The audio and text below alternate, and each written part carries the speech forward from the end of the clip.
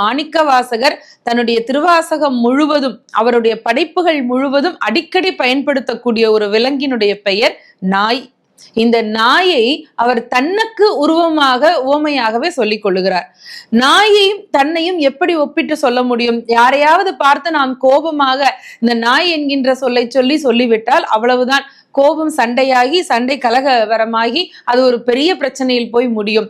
யாரையுமே நாம் குறைத்து சொல்லுவதற்கு இந்த பதத்தை அதிகமாக பயன்படுத்துகின்றோம். ஆனால் மாணிக்கவாசகர் தன்னைத்தானே நாய் நாய் என்று பலமுறை பயன்படுத்திக் கொள்கிறார். ஞாயிற்கடையாய் கிடந்த அடியேற்கு என்று. நாய் என்பதற்கு நன்றி என்கின்ற ஒரு உணர்வு உண்டு என்று சொன்னாலும் பல இழிந்த குணங்கள் இந்த நாய்க்கு உண்டு.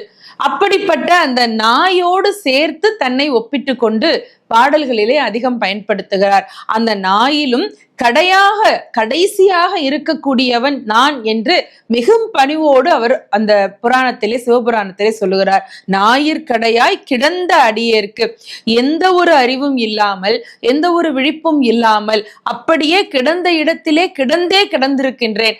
என்னை நீ அருள்கரம் நீட்டி சிரசிலே உன்னுடைய பாதத்தை வைத்து மிகப்பெரிய ஒரு ஞானியாக, புனிதனாக என்னை இந்த பூவுலகத்திலே இருந்து உயர்ந்தவனாக ஆக்கி இருக்கின்றாயே என்பதுதான் இதனுடைய பொருள்.